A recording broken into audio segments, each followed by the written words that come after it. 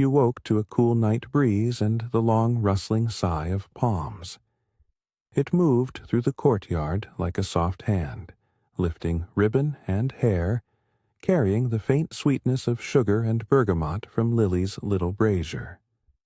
The sky above the oasis was a hold of deep blue, every star steady and patient. Low at the horizon, a thin silver moon leaned as if listening.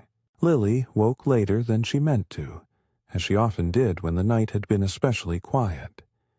She lay for a moment with her palms against the cool linen of the bed, and let the sound of the palms compose itself around her.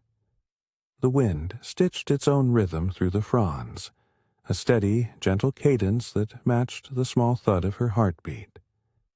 She sat up slowly, feeling the cool air brush her arms, and reached for the kettle she kept on the shelf. The brazier in the courtyard had been set earlier that evening, a small half-moon of coals that stored warmth and memory. Lily tended it with the care of someone who knew a place by the traces it left. The way ash sighed when disturbed, the way embers shifted when you breathed on them. She lifted the tea kettle, its metal warmed by last night's heat, and set it once more to the coals. The first note it made, a single high ring, was like a bell, announcing the simplest duty, to sit with tea. She dried her hands on a linen cloth that smelled faintly of orange oil and the dust of the path. On the low bench by the brazier, she had already prepared the little translucent sweets she made most evenings. They had the clear, honeyed look of small panes of glass, but were sugar-tempered into tender, fragile discs. By lamplight, they caught the glow and threw it back in warm pebbles. She handled them as one might handle lanterns. Her fingertips had learned how not to leave prints. A breeze found the courtyard then, cool and generous, and it made the palms lean in an answering bow. The fronds whispered 1,000 private things, names of leaves, the path of small birds, the memory of last week's rain, and with each whisper the air tasted of spice. Lily breathed in bergamot, and something like cinnamon, a faint, soft sugar smoke that reminded her of the treats cooling on the bench. She set a small pan of preserved figs over the brazier as the kettle sang again. The figs released a story of dried sweetness, a caramelizing note that rose and mingled with the bergamot. She stirred them slowly, the wooden spoon making soft arcs against the pan. The sound was small and domestic, like a promise. Things could be mended. Things could be warmed. From the veranda above, a slight fabric flap moved where the canopy met the posts. A narrow ribbon of moonlight had slipped through a small tear in the seam. It found the bench and touched the edge of a sugar disk, and did not so much shine as suggest that there was willing light in the world. Lily noticed it the way you notice a thought that has almost reached your tongue. She ran a fingertip along the seam, feeling the frayed thread. It bothered her in a quiet, private way, an imperfection, an invitation to an ordinary repair. But the courtyard would be full soon. People would come with their hands and warm voices. She folded the thought into the pocket of the evening and turned back to her tea. She filled a cup and placed it near the brazier, steam curling with the scent of spice. She inhaled, and the steam felt like the softest tide against the inside of her throat. She sat on the low step and waited, not idle so much as deliberate, letting the heat from the brazier coax the night into a comfortable shape around her. The first arrival was always Seamus. He came with a careful step and the soft scrape of his cane, the wood clicking on the paving stones like a small metronome. He liked to come early, to stand for a moment at the edge of the courtyard and take in the air as if to measure its taste. Tonight he had a small box tucked beneath his arm. Nothing showy, a square parcel wrapped in frayed brown cloth, and when Lily made him tea, he set it beside the brazier and smiled without haste. "You kept the brazier kind," he said. His voice was low and gravelly with years of sun and conversation. "That's the first kindness." Seamus had a way of moving through a room that made the corners feel witnessed. He set his cane against the bench and drew his seat nearer the heat. The wind arrived at their shoulders and let little curls of smoke carry the fig's scent sideways. He peeled back the cloth from his parcel and revealed a small tin sharpened bright, a bundle of leather thongs, and a little cloth of silvered thread. "Found these by the old workshop," he said, holding up the sharpened tin like a relic. "Thought you might like something for your stitches." Lily accepted the tin with a quiet thanks. There was always something modest and exact in Seamus's gifts, pieces that mended rather than changed. He loved tools as others loved poems. He had lived long enough to appreciate the way a good tool could reply to a problem without fuss. Rose arrived next, her hands carrying the damp fragrance of the garden. She had been down by the springs, attending to palms and reeds.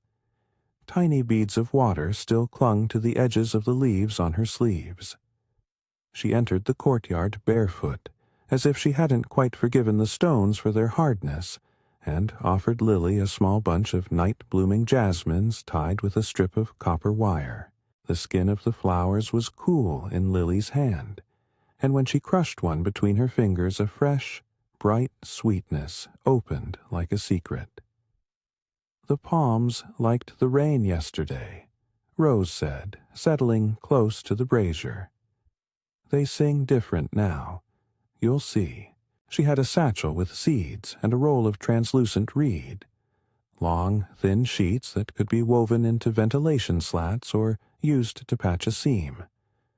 Rose's attention was always to the living things: palms, water, skin. She tasted the air and made an inventory of moisture. "You'll want to save the citruses for morning," she advised, glancing at the figs. "They're good for the guests, but the bergamot wakes a person up proper." The twins, Mara and Joss, arrived in a tumble of lantern ribs and laughter. They were small and quick, and often reached for the things adults kept set aside. Tonight they had chosen to make lantern panes, translucent discs like Lily's sweets but thicker, prepared from dried sugar film and trimmed in ribbon. Mara had specks of sugar on her nose. Joss had a length of twine wound around his wrist like a bracelet. They placed their lanterns on the bench with a solemnity that belonged to an older generation. Children had a way of turning ordinary tasks into rites. "A storm of light," Joss declared, as if the phrase had been rehearsed. He held up a tiny pane and tilted it to catch the brazier's glow. It shimmered, faint and jewel-like. The twins set out a small pile of reeds and glass panes and began to knot, their fingers moving in a practiced, easy rhythm. Their light made the air between them look warm and thin. Neighbors came on the trailing notes of this small congregation. A potter shuffled in, hands still flecked with clay, and set down a bowl of spiced nuts with a smile. A pair of young women from the nearby lane brought a basket of warmed bread, its crust cracked and oily. Someone else carried a small lamp that had once stopped being reliable and now shone steady again after a little whispered conversation with Seamus. The courtyard gathered itself into an assembly the way a field gathers dew, bit by bit, without fanfare, until it was softened and whole. Conversation moved like the steam from Lily's cup. Thin skims of memory, safe jokes, the exchange of small favors. No one told extravagant stories tonight. They shared the kinds of accounts that belong to the interior life of a community.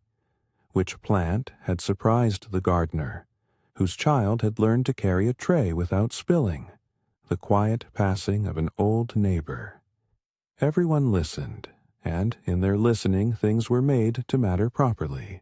The breeze played in and out of those voices. It pushed at the fabric of the canopy and drew it into the shadow where the small seam had already been noticed. Lily watched it move, the tear catching at the moonlight like the small white of an interrupted stitch. It was not a large tear. It would have been easily mended with a needle, a strip of leather, some of Seamus's thread. But repair was an act that took time and attention, and the courtyard held a different kind of invitation. Lily let the thought wait. She passed bowls around, helped a neighbor untangle a knot of ribbon, and showed Mara how to fold the sugar panes without cracking. Hands worked in the lamplight, the twins' small, quick hands, Seamus's deliberate fingers, Rose's deft, mud-nurtured palms. Each person made some small gesture of care, and the collective warmth of those gestures felt like another kind of brazier. The first sensory stitch after a cluster of conversations was a clink. A spoon on ceramic as someone took another helping of figs. The sound settled like a punctuation mark. The insect chorus rose, a thin, distant hum, and beneath it the water in the irrigation channel made a subtle, repeating note, a ribbon of sound that could have been called the Oasis's heartbeat. The palms replied, rustling in a hush that made the lanterns quiver. Lily moved between tasks like someone walking a familiar path. She checked a pot, adjusted a lantern, smoothed out a piece of cloth. She was small and steady in the way most anchor figures are, not dramatic, merely present. People noticed and accepted her presence like a room accepts proper light. The minor mischief of the night came from the canopy's seam. At one point, a child, not quite tall enough to reach, leaned up to see over the edge and the flap caught on his thumb. He let out a surprised little sound and retreated, eyes wide. Lily guided his hand down and pressed a gentle bandage of cloth over the frayed thread. But the thought of a proper mend stayed with her like a pebble in the pocket. "It can wait," Seamus said when he noticed her looking up. He was tying a leather thong into a neat loop, methodical and slow. "Sometimes a thing waits until there are hands enough." Seamus's phrase had the tranquility of practiced counsel. It made repair feel like ceremony rather than emergency. Lily accepted that counsel as if it were a cup of tea, a warming, sensible thing. As the courtyard grew more alive with quiet tasks, the small rituals multiplied. Lily rolled thin ribbons of sugar into coils and set them to cool on a tray. When they hardened, they snapped with a tiny, delicate crack that sounded like a miniature glass bell. She showed Mara how to take the brittle panes and score them with a flat stone so they would break clean, and the twins, in return, taught her a knot they insisted would hold a lantern even if the wind tried to argue. Rose moved among the palms, checking their roots and tucking a thin reed to lean a sapling against so it would sleep straighter. Her hands smelled of wet earth and something green and clean. She hummed a small, wordless tune that the others took up with a smile and then dropped again. The hummed thread wove through the night, binding separate voices into a single hum. It was not singing so much as the earth responding to the presence of friendly feet. The tea in Lily's cup cooled to a pleasant warmth.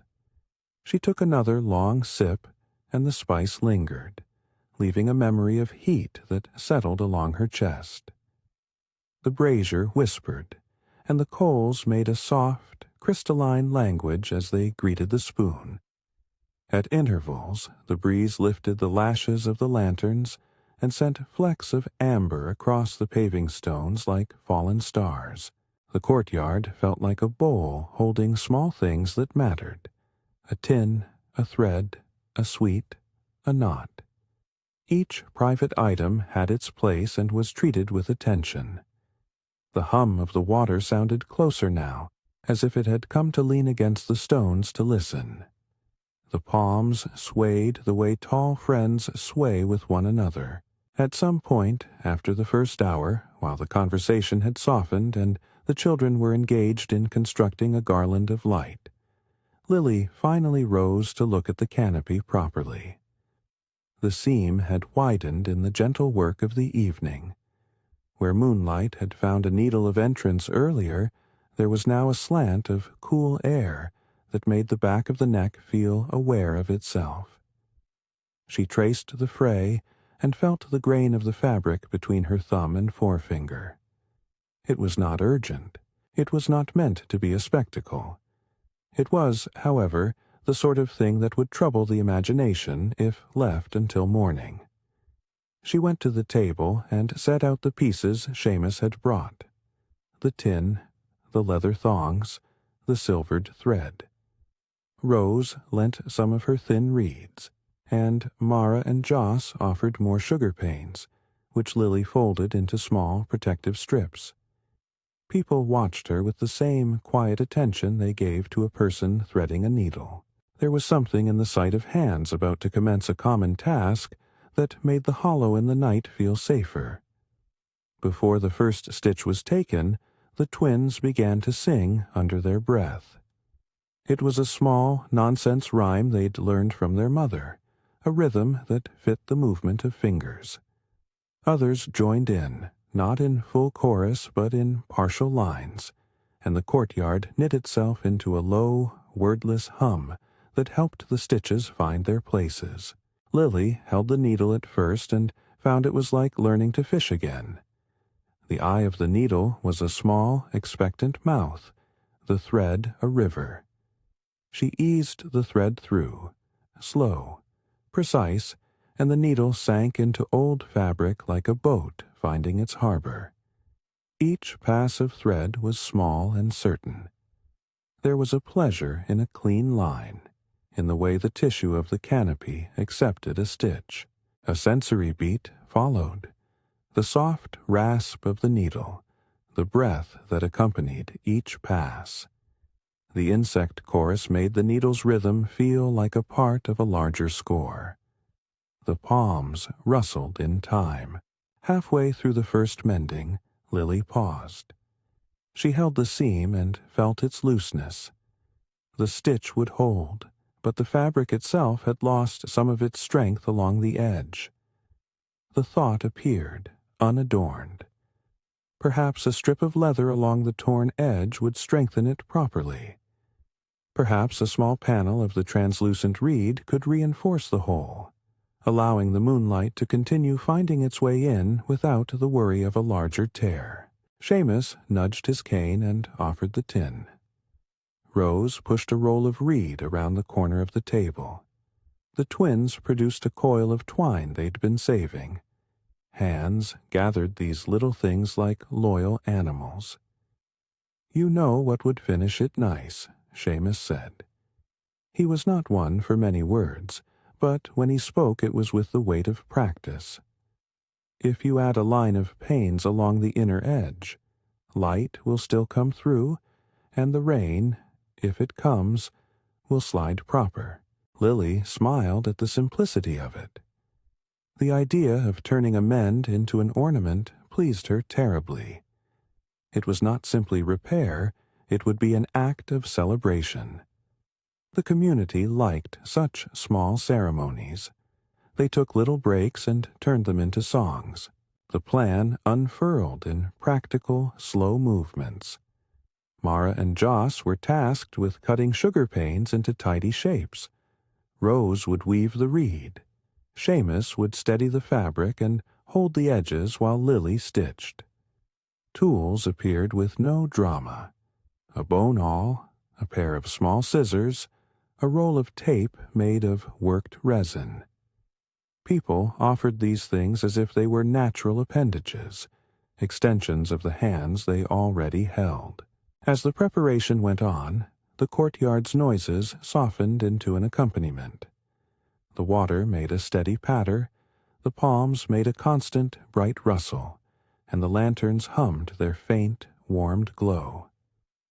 Lily's hands moved in time with all of it. She sanded the edges of a sugar pane with the flat of a stone until it caught the brazier's light in a way that made everyone pause. She threaded the leather thong through a tiny punched hole and tied it in a knot that held with the confidence of old practice. Somewhere near the brazier, a neighbor tested a lamp, and the flame steadied. The light washed across faces and made them look carved and familiar. Someone hummed a tune that belonged to a kitchen, not a stage. It was a tune made of small domesticities, the sound of porridge being stirred, the rhythm of a broom, the cadence of a well-rehearsed greeting. The courtyard received it and kept it as blessing. An early, quiet CTA lived in the middle of this slow unfolding. If this quiet journey soothes you, a like or save helps others find it. The mention was nothing at all in voice, just a small practical note offered with the same gentleness as one pours more tea. People who cared for evenings like this cared also for letting others find them. It was simply another way to be neighborly.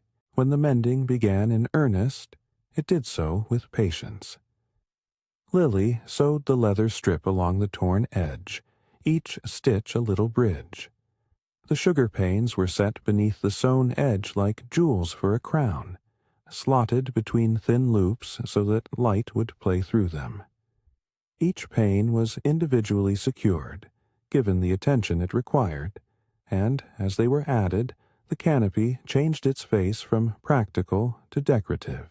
The sensation of hands performing this shared task was the story's soft center. Fingers brushed. Someone passed a tool without a word. The twins worked close together, their definitions of careful still in childish proportions. Rose's weave took shape into a pleasing lattice that would help the canopy breathe and hold. Seamus's hands, roughened by years of work but steady as the ground, drew the thread taut where it needed to be taut, and let it rest where a little give was necessary. A sound that had been in the background rose plainly now, the steady trickle of the spring. It made the other noises feel accompanied rather than lonely. The palms, as if pleased to be included, leaned closer and sent down a new sleep song. The lanterns, neat as watchful pebbles, snapped into full attention as the sugar panes took their place. Light pricked through their edges and scattered over the paving, turning it into a river of small suns. During a lull in stitching, Lily slipped away for a moment to attend to the fig pan. The surface had now taken on a brittle film where the sugar had begun to caramelize. She spooned a small amount onto a plate and carried it back to the group. The scent rode the air like a messenger, sweet, warm, and clean. "It will be done proper by midnight," someone said. No urgency behind the words, only pleasure at the slow promise. They adjusted the lanterns, not as an afterthought, but as part of the mending itself, placing them so that the light would catch the new panes from within and make the canopy look as if it had its own small constellations. The rhythm of the evening changed subtly. Where earlier there had been a neat seam to be repaired, now there was the architecture of an idea, mending as ornamentation, repair as celebration. The purpose of action shifted, and with it the mood. People smiled more easily. Tales grew marginally longer and softer. The children, having finished their part, took to arranging the lanterns on the low wall like a parade, and clapped when the first new pane caught the brazier's glow. Yet, even as the mood lightened, the night kept its cool shoulder turned toward them. The breeze had increased a little, finding the open spaces to wander through. It teased the edges of the newly placed panes, made the lantern ribbons tremble. It made Lily think of the way small things could still be undone by larger nights. It made her test some of the knots again, the way you might test a door latch after a storm. There was a small interlude where Lily looked at each face around her and made a mental map of what each person brought to the work. Seamus brought patience and an eye for what holds. Rose brought a sense of what living things need to stand. The twins brought inventiveness. Neighbors brought the warmth of presence. Lily herself kept the rhythm steady, the brazier at balance, the tea near enough for refills. In their combination, the shortcoming of one seam had become a reason for the community to come together. At one point, while threading a particularly fine length of silvered thread through a small sugar pane, Lily paused and felt the motion of the night move under her fingers. There was a sound like sand being sifted, soft and even, perhaps from a distant dune shifting, or from the path outside the courtyard settling as people walked. The sound reminded her of childhood memories darkly shaped by shifting landscape. A house on a hill, a small lamp in a window, a lullaby that had come from no one place in particular. She let herself dwell in that memory for the short span it took to complete a knot. Someone told a short, kind story then about how a torn cloak had once been given new life with a patch of bright fabric. It was a story of smallness, a patch so bright that it had attracted other hands to repair it as well, and it was told without lesson, only as part of the texture of intimacy in the circle. Everyone smiled. It was the kind of story that made small men's feel like acts of generosity. When the twins brought a ladder, a modest, well-used thing, to hold up the new pieces for final adjustment, the courtyard hummed with expectation. They set it carefully beneath the canopy, and one climbed, balancing like a small, intentional bird. The palms leaned down to watch. The ladder creaked in a familiar, trusting way, and did not complain.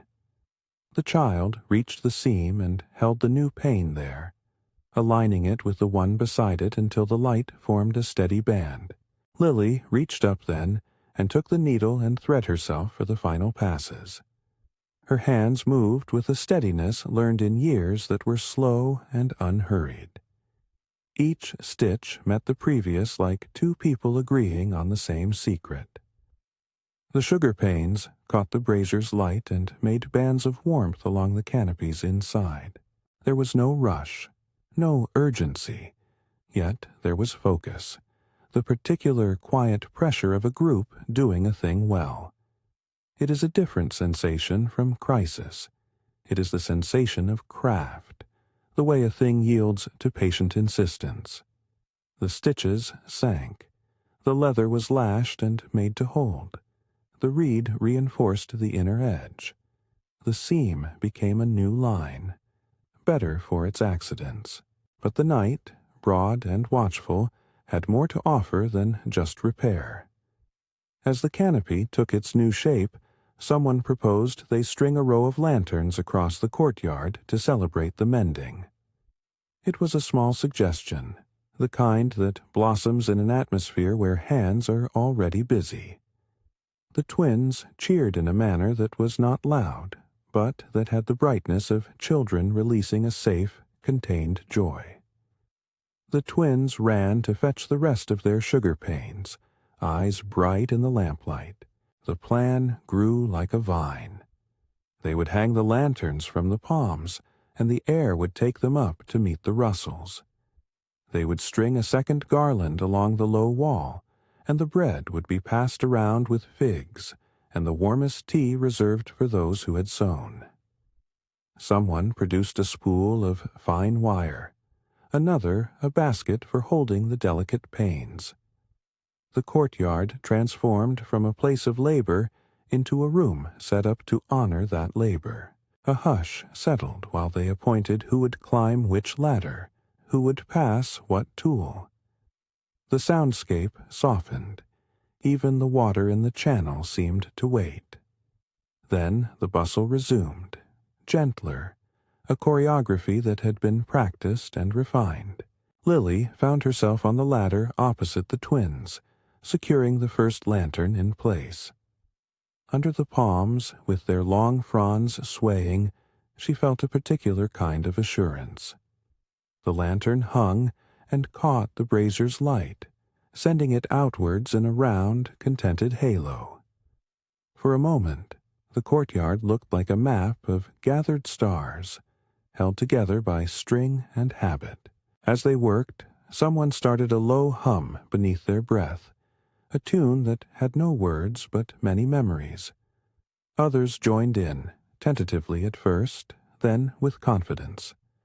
The hum grew and folded into a gentle song. It was wordless and true, a sound that felt like hands held just so. The lanterns swayed, and the palms sang with them.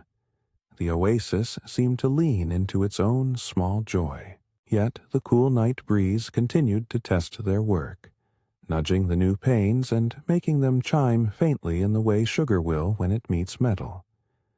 Joss stopped mid-knot to steady a ribbon. Mara adjusted a loop. Seamus squinted at the leather to make sure it lay without puckers. Rose brushed a stray grain of sand off a pane and bowed it into place. There was one moment when the bamboo ladder shifted beneath Lily's weight just slightly, and she felt a flinch of memory. Not fear, simply a recollection of precariousness. She steadied herself and felt a hand on her lower back. Seamus, steady as an old tree, offering support. He simply held the ladder steady and said nothing. The gesture was enough. A small, nearly talkless ceremony followed where each person touched the seam, the way one might touch a friend's shoulder, and the canopy responded with a softness of fabric under fingers. The sewn edge had been hidden in plain sight, repaired, and made whole in the braiding of different hands. It looked better than new because it bore the marks of its rescue. A strip of leather, a row of panes, a stitch here and there. The seam now had character, and it held with the confidence of attention. Around them, the lanterns were being set in place, one by one, until the courtyard seemed populated by small, watchful pebbles of light. The palm fronds made a soft, continuous rustle that stitched the sounds into a seamless night. A neighbor struck a bowl, and the sound was matched by an answering clink of spoon on ceramic.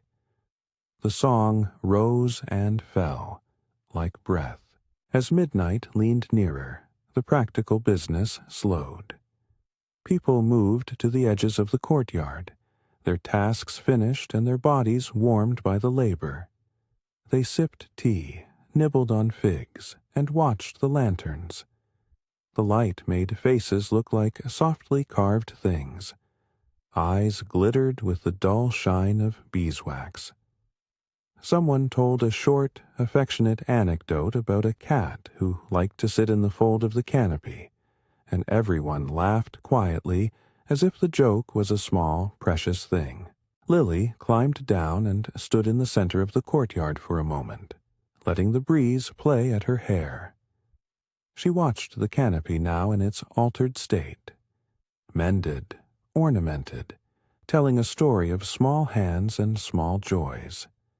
She felt the warmth of a job well done, but also the simple happiness that had nothing to do with achievement. The pleasure of being witnessed while you work. There was a sense of conclusion in the air as latecomers took their leave and neighbors began to drift homewards. Each departure was a small ceremony, a hand on the shoulder, a wave, a soft good night. The twins lined the path with little sugar panes, placing them like markers of good fortune, and the children's lights made the walkway look as if it had been sprinkled with a pale constellation. Yet, as the courtyard emptied, a new thought occurred to Lily, small and untroubling but insistent. a quiet inquiry. Tomorrow, when the sun traveled higher and the wind had its day, would the reinforcement of reed and leather be enough? Would the sugar panes hold against the ever-moving air? Might there be a place for a more permanent patch, something woven into the canopy itself rather than merely fixed to it? It was not an alarm so much as a curiosity. She sat again by the brazier, now mostly ash, and set a last cup of tea to warm. The palms kept their slow conversation, the rustle like pages turned by a generous reader. The lanterns performed their patient task of holding light and making shadows look less like endings.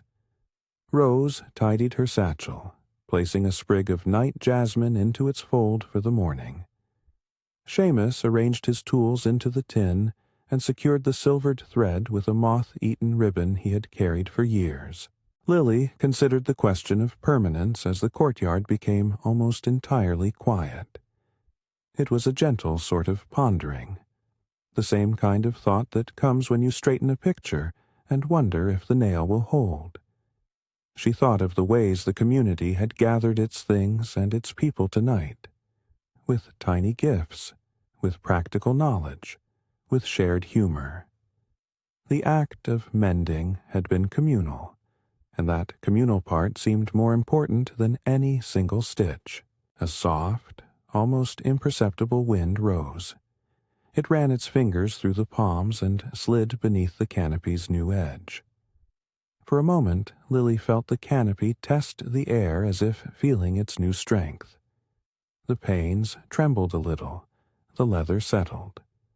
The breath of the oasis moved through them like a concluding gesture, and the light inside the lanterns turned from bright flame to a more sedimented glow. There remained a small, open thing, a decision not yet made about how to further secure the canopy, and a desire to do so in a way that honored the work already done. It was the sort of choice that might be made over bread in the morning, or in an exchange of tools at the springs, or through a conversation with a neighbor who knew of a better stitch. It was a thought that could be left for the morning without discomfort. Outside the courtyard, the path back to people's doors lay soft and slept under the moon. The child who had found his thumb trapped earlier curled up with a small lantern at his feet and fell asleep under the shadow of the palms. The garden's water breathed in its small channel, and somewhere a rooster gave a single calm announcement far off beyond the dunes. Lily stayed a while longer, holding her cup and listening. She felt the aftertaste of figs and spice settle like a promise of small comfort. Her hands, which had been active all evening, rested in her lap and warmed themselves against the cup's side. She looked at the stitched seam and the garland of lanterns, and took a slow breath in time with the wind. A neighbor paused at the gate to speak a few words to Rose about an irrigation problem, and then left. Seamus patted Lily's shoulder and walked down the lane with his cane, tapping a regular measure on stone. The twins tucked their remaining lanterns into a basket and scampered off, their laughter a bright little tale in the night air. Lily rose at last and gathered the remaining plates. She moved through the courtyard with a kind of soft efficiency, wiping bowls, stacking chairs, folding cloths into neat, small parcels. Her movements were ritual and simple, the way hands become their own language when they have been entrusted with care. She hummed the tune the twins had started, quietly as she worked. When the last plate was set away, the courtyard belonged to the night and to the palms. The lanterns continued to hover like patient, blinking stars. The seam that had worried her earlier looked like a story now, visible only if one paused to look. It looked not like a problem, but like evidence of many hands laid together. Lily took one more walk through the courtyard. She adjusted a lantern that leaned slightly to the south, smoothed a cloth that had been misplaced, and then stopped beneath the canopy to look up. Light filtered through the new panels and made the inside of the canopy glow with a soft, protective kind of brightness. A small shadow of a palm frond crossed the fabric and made a gentle, conspiratorial pattern. She thought of the question of permanence one more time, whether the patch should be reinforced tomorrow with a woven seam, whether Rose might suggest a different reed, whether Seamus would remember the tin knife he'd found. The possibility of returning to the task felt comforting rather than necessary. There was, after all, a pleasure in return, in the resumption of things in slow time. To leave something mid-process meant the chance to return with fresh eyes and hands. She made her way up the path and stood beneath the doorway for a moment before going inside. The night wind folded around her like the end of a book. She placed her palms against the cool wood of the door and breathed the night in once more. Inside, the house smelled of lemon oil and the faint, lingering scent of sugar.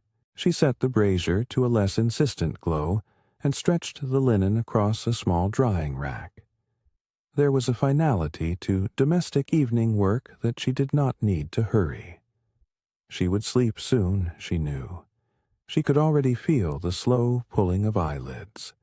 There would be time in the morning to think about further mending, to speak to neighbors, to visit the springs, and talk about reeds. She took off her outer scarf and lay it over a chair, smoothing it as if she were smoothing the edge of the world. She set the tin beside the kettle and arranged the little tools as Seamus had shown her. They looked like a team assembled for next day's task. As she prepared for bed, she allowed one last minute to stand in the doorway and look out into the courtyard. The palms rustled, the lanterns swayed, and the cool night breeze moved through them like a blessing. It felt like a promise that small things could be kept safe if a few hands stayed willing to hold them. She paused with that feeling, with the sense of community warm and humming below the thin roof of the canopy. Then she turned inside, closed the door with a soft click, and let the house take her in. The brazier's light in the courtyard dimmed to a private glow, and the palms carried their night long afterwards, rustling and unhurried. Lily lay down with the memory of the evening settling at the base of her neck. Her hands, now calm, rested on the coverlet. The scent of bergamot floated in and out, as if to remind her of the work of ordinary kindness. She breathed in, matching her breath to the tempo of the breeze she had felt all night long. Outside, a gate swung low, a final footstep retreated down the lane, and the oasis drew its night deeper. The soft hum of the water threaded through the palms once more, like a continuation of the song they had all shared. Somewhere, in a house lit by a single candle, someone began to tell a story of a repaired seam and how it had come to be adorned. You may lean into the sound now, matching your breath to the long, rustling sigh of the palms, and let the cool breeze carry you towards whatever rests next. You let the palms' hush settle into you. The brazier's last sigh folded into the house, and Lily's breathing slowed to match it. Sleep came as a soft, patient thing, like a hand laid across the back of the neck. Her last thoughts were the plain shapes of the evening, a needle passing through cloth, a child's small laugh, the way the lanterns had leaned into the wind and held. Those images came without weight, a small catalogue of gentle acts, and then the night gathered her. Her sleep was the kind that keeps stitches in place. In the middle of it, she dreamt of a slow procession. Lanterns bobbing like mellow fish beneath palms, a line of hands passing a spool of thread along a bright, low river. The sound of the irrigation channel in the dream was a clear rope of water. She could feel its cool against her bare feet. Waking from that dream was not abrupt, but like surfacing just enough to remember where you were, and she held the memory of it for the rest of the early hours. Dawn arrived in a quiet way. It did not strike the sky with news. It eased it from blue to a paler, thinner hue. The moon lingered shyly until light grew confident enough to ask politely for its place. Lily woke before the household fully opened its eyes, drawn by a small, steady tug of curiosity rather than obligation. She wrapped the last of her scarf about her shoulders and wandered out with a small pocket full of bread scraps, moving without hurry.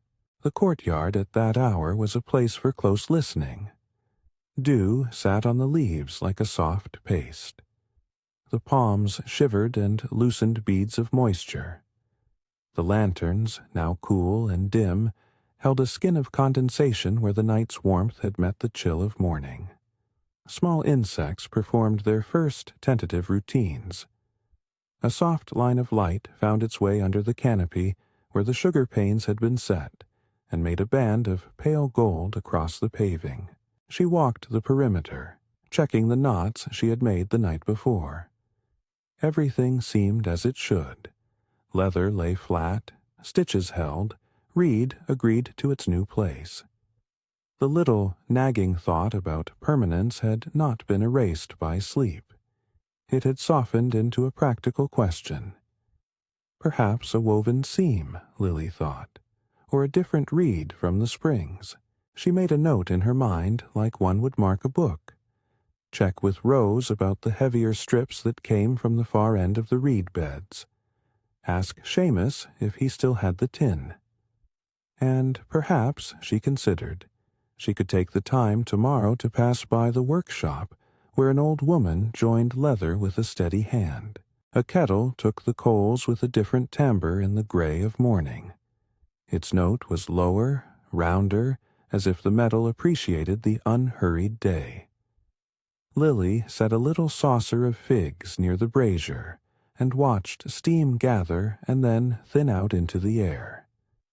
The courtyard's small birds, a couple of sand sparrows, a robin that had taken to the springs, hopped onto the low wall and pecked delicately at the crumbs she scattered. They were bold in their morning hunger and made a bright, staccato sound. Rose was already at the springs when Lily arrived, sleeves rolled and hair pinched into a knot to keep water from claiming it. She stood knee-deep in the shallows, bent to examine a young palm whose roots were still shy, and when she straightened, she smiled with the kind of ease that comes from making sure something lives. Her hands smelled of silt and green things and were dotted with the small cuts of a life lived among leaves. "You came early," Rose said, as if it was the most natural thing in the world. Her voice carried the soft accent of someone who spoke most often to water and soil. "I wanted to see how the reed had done in the night," Lily answered, lifting the small roll she had taken from the canopy. She set it down, and together they felt the strip. It was fine, pliable, and showed no sign of the morning's possible stress. Rose ran a thumb along the reed. "This will hold a day easy," she said. "But if you want something for the long run, I know a thicker stock, found near the bend.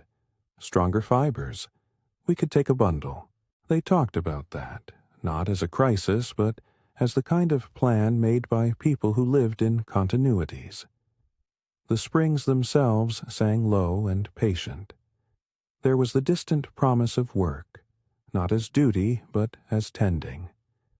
The light on the water made small, steady maps of cloud, and when Lily leaned over she saw her face reflected thinner, more honest than in the lamp's gold of last night. A few neighbors drifted by the springs with questions about the irrigation and a willingness to fold their errands into Lily and Rose's plan. Someone offered to fetch the heavier reed. Another offered a borrowed awl of a size that had the right mouth for punching through thick material. The idea of returning in a small group became a comfortable certainty. It would be a morning for weaving, not a day for panicked repair. sensory notes threaded through their conversation as a kind of punctuation. The reeds had a whispering, papery sound when they were rubbed together.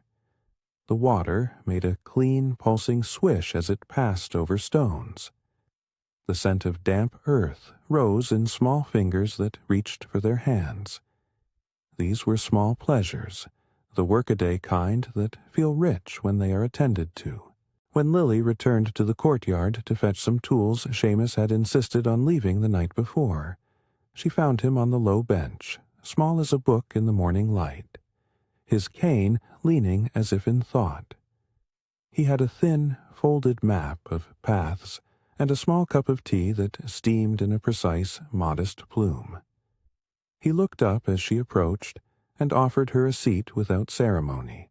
"They make good mornings of these," Seamus said, tapping the tin that sat beside him. It was true. Nobody argued with the composed certainty of small tools.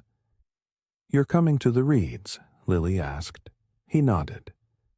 "I'll steady the ladder and make sure the holes are clean. It's surprising what a neat hole will do for a stitch." His eyes were bright in the way older eyes are when they enjoy a plan that involves patient hands. Lily handed him the tin to check once more, and he smiled in return, a slow crinkle that showed pleased approval. There was an ease between them that had been made by repeated miles, days of lending a tool, offering a cup of tea, tying a knot. They spoke few words because they had many ways to say things. The children, Mara and Joss, took to their own morning tasks with a seriousness that made their mischief fit neatly into useful forms. They brought small baskets to gather any fallen sugar shards and set to sorting them by size, as if they were arranging a tiny museum. This allowed them to be near the work without assuming adult largesse. They could be helpful and proud. When the group set out for the reed beds, it felt like a procession the sun had been given no role in shaping. It was the people themselves who brought the brightness. The path across the dunes was cool beneath their soles, and the wind had the taste of early salt, and something green where the irrigation had taken root. As they walked, their conversation was about small, practical matters.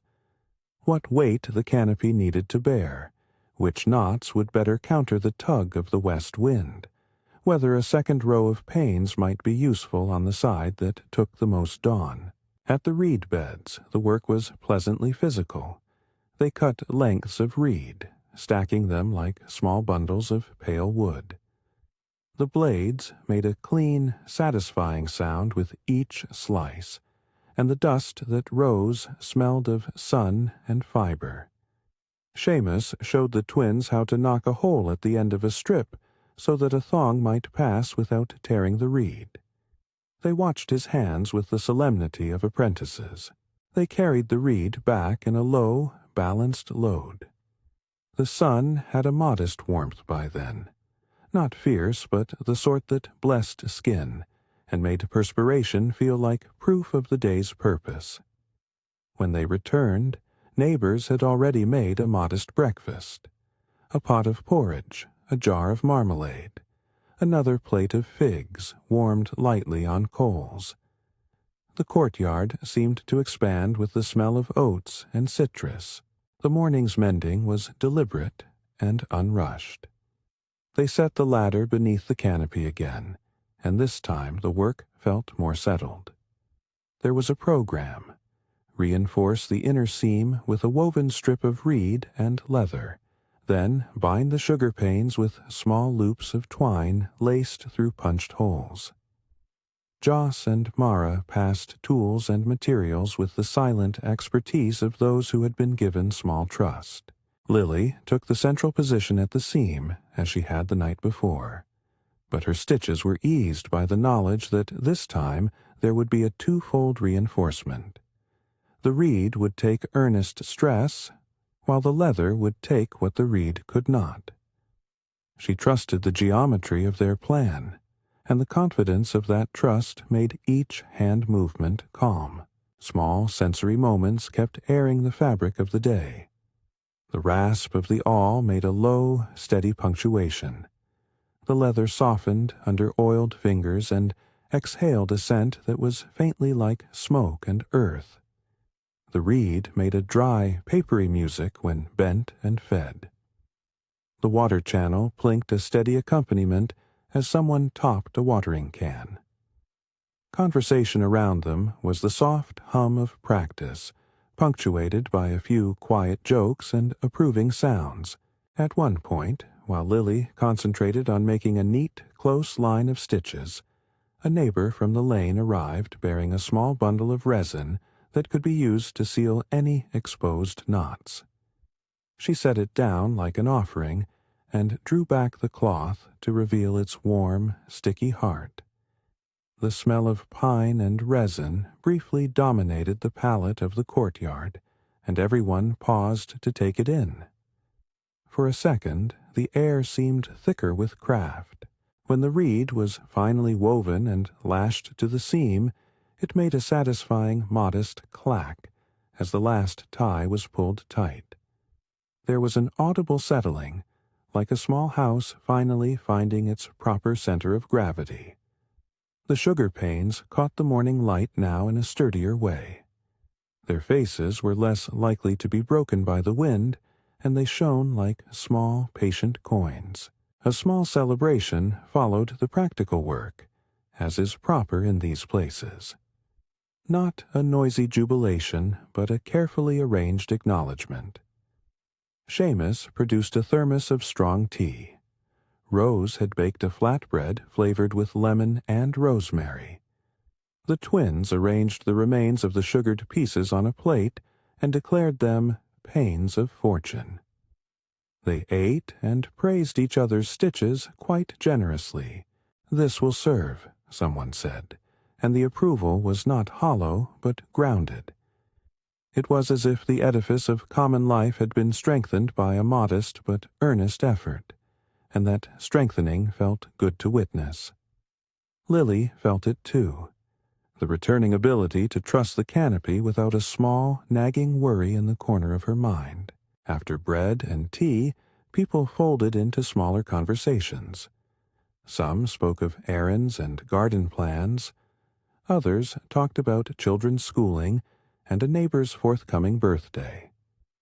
The twins drifted off to play with their new, stronger lanterns and practice hanging them from low branches. Seamus and Lily talked quietly about tools and the best way to file an awl. Rose took a small group to show them how to splice the reed properly so that it would not unfurl in the first big wind. There was, in those hours, a steady joy in the ordinary. The work had become the excuse to gather, and the gathering had become the point. They had not only repaired the canopy, they had affirmed in small corporeal ways the fact of their connection. Lily kept returning to the thought that had hovered since the night before. It was the act of mending, shared among hands, that felt most like home. Near midday, the sunlight warmed the courtyard into a safe, slow heat. Shadows shrank under the palms' crowns, and the lantern's light retreated to the memory of night. Some neighbors left then, their chores calling them. Others lingered, and took gentle naps on the low benches, heads cushioned on folded cloth. Lily took a short walk afterwards to the market lane, not out of need, but to return a borrowed tool and to collect a small ribbon of copper Seamus had mentioned might strengthen the final knot. The market was a gentle blur of people, a woman weighing dates, a boy arranging brass rings into a tidy pile, a potter polishing a recently fired jug. The world here was immediate and unhurried, and Lily felt herself part of its river. At the stall where the potter worked, the air was warm with kiln. Lily exchanged a word and some honey for a length of fine copper wire used for the final fastening. The potter wrapped it in paper with the care of someone who knew a small tool's dignity. Lily thought of the seam, and how a single additional line could hold the leather against its rubbing. It was an economical thought. A small addition with a large, quiet effect. Returning to the courtyard, she found an impromptu story circle forming beneath the mended canopy. Someone had found a narrow book of local tales and was reading aloud in the dry musical cadence that made ordinary sentences feel intentional. The audience was small but rapt. Children sat cross-legged. Adults reclined against pilasters, and the palms leaned as though they were listening too. The tale was of a woman who had sewn together a patchwork of found cloth, and in doing so had gathered stories from each cloth's previous owner. The moral, if you could call it that, was spare, that things gain new value when others make themselves part of them. The quiet reward was not a sermon but the simple cognition of kinship, that to be mended is to be remembered. Lily listened, and felt the slight warming of something she had carried quietly in herself. The sense of being seen, not spectacularly, but enough to be held. It was the same feeling she had when Seamus steadied a ladder, or when Rose pressed a reed into place. Small recognitions that accumulate into a larger ledger of trust. As afternoon thinned into that soft, luminous time the locals called evenings forward, people began to prepare for the next night. Lantern oil was checked, knots retied, and the twins rehearsed how to hang the next garland a little higher. These preparations were not frantic, but ceremonious in a way that made each action restful. The humidity shifted so that the air felt rich to the skin. The palm's rustle took on a nuanced tone, now mostly low and conspiratorial. Lily spent a final half-hour by herself on the bench beneath the canopy, watching the light slip through the sugar panes and paint little moving maps on the paving. She took the copper wire and made 2 small, neat wraps around an exposed knot where leather might rub. The metal shone with a humane, dull light when the sun hit it. She arranged the tools back into Seamus's tin and left a little note of thanks on top. A scrap of cloth folded in a way children fold secret letters. Seamus, when he saw it later, simply patted the tin as if to show it the acknowledgment had settled. He was a quiet man, for whom thanks was ordinarily shown by steadying the next ladder rather than by words. This suited the courtyard well. As dusk fell again, the Oasis took on its evening posture, a measured settling and a deliberate willingness to slow. The lanterns were tested and set to glow with light that had been earned by day. No flame here was careless. The canopy hung new and reliable, and the panes caught the glow in a way that made the whole roof seem peppered with small private suns. The palms leaned in to hear the soft conversations below, their leaves flicking out tiny answers. They convened once more, not out of necessity, but because the ritual of gathering had become the pleasure of the place. The twins had made a little banner from leftover ribbon and sugar shards, and tied it across the low wall. The potter returned with a small bowl of spiced nuts. Someone had made more flatbread, this one flecked with sesame. A neighbor brought a small lute, and played the kind of tune that lives across generations. Not flashy, but the sort that eases the back like the first careful stretch of morning. The song was brief, a handful of simple chords, and people hummed along in little, half-remembered ways. The hum had returned to them as their private sound. Lily sat and let the day's stitches settle into her shoulders. She thought not of tomorrow in the sense of chores to be done, but of the durability of small acts. The canopy would be cared for, yes, and perhaps in a season they would decide to replace an entire panel with something sturdier. But she recognized, more wholly than before, that the threads between them were the thing that would persist. They would find their way, reliably, to each other's workbenches and hearths. That acknowledgment felt like a kind of home deposit, something saved toward comfort. There was an unremarkable sweetness to the evening. The children chased the shadows briefly, and then settled at Lily's feet with their lanterns for a story. Seamus dozed lightly, cane across his knees, and Rose took a moment to sketch a new planting plan in the dust with a stick. The music carried, low and companionable. Lantern light warmed faces and unframed them into friendly relief. When the time came to leave, people did so in the same small way they had arrived. Handshakes that were more like brief, practical embraces, half-spoken hopes that the bread was kept, and promises to fetch the next tool. The twins ran to the gate and waved with the unreserved enthusiasm of those who feel they have done right. Seamus walked the lane with his cane making its measured click. Rose gathered her satchel and carried a sprig of newly cut reed tucked into its fold, a private talisman. Lily stayed a little while longer after the courtyard had thinned. The lantern light made the paving look like a river of small coins, and the palms' rustles sounded like a page being turned. She smoothed a cloth over an empty plate and let her hands get warm with the motion. There was a contentment in returning a tool to its place, a small completion that made the evening feel tidy. Inside, she prepared for bed as she had the night before. A small cup of tea, a folded scarf, the setting of the kettle on the reduced coals. She lay down, and, before sleep took her, allowed her mind to trace the evening's line once more. From the first warm note of the kettle to the small, clever way Mara had tied the twine. Her last thought before sleep was not a worry, but a simple gratitude. For hands that had chosen to come when called. You might notice your own hands resting where they are now. You might let them move, slowly, and feel the pulse of your own day.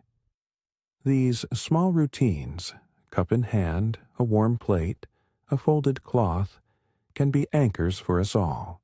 The night closed in with the steady songs of the Oasis, water, palms, the low rasp of the sand beyond the lane. In the house, Lily slept the kind of sleep worked for by a day of lived usefulness. She dreamed, briefly, of hands that tied and tied again, of small, luminous pains set into larger things, of community as a fabric, constantly repaired and never complete in the same way twice. When morning came again, it did so with the relaxed courtesy of something that has been practiced many times. Lily woke not because of urgency, but because of the pleasure of beginning. She dressed, fed the brazier its small handful of coals, and placed a kettle to sing as she considered the day ahead.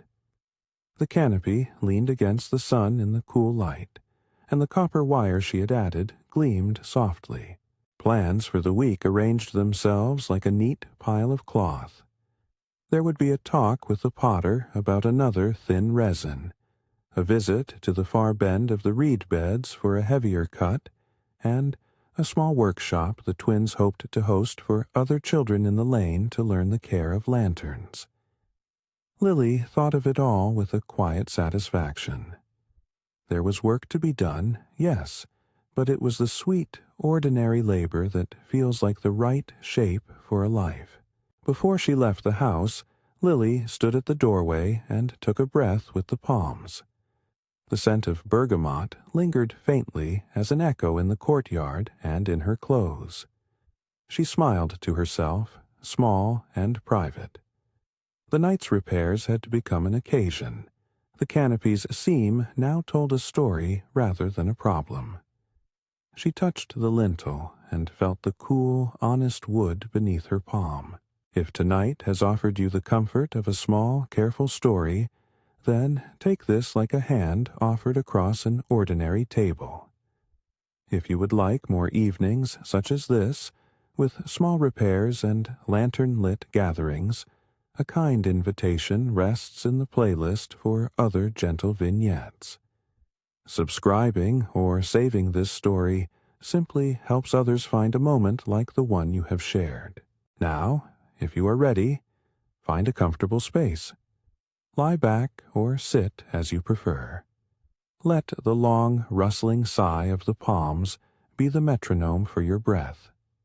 Breathe in slowly with the cool night air. Let it sit a beat. Then breathe out with the steady, simple release of someone who has done enough for the day. Picture the lanterns, warm and still. The seam where many hands met and left their thread. The soft hum of water moving on its steady way. Match your breathing to that rhythm. Inhale with the cool breeze. Hold the comfort for the count of a moment. Exhale and let the small, quiet satisfaction of shared work and gentle company lay itself over your shoulders. Let your thoughts fold like cloth and place themselves neatly aside. The palms will keep their whisper. The water will keep its flow. You may rest now, held by small things and the soft, patient company of your neighbors.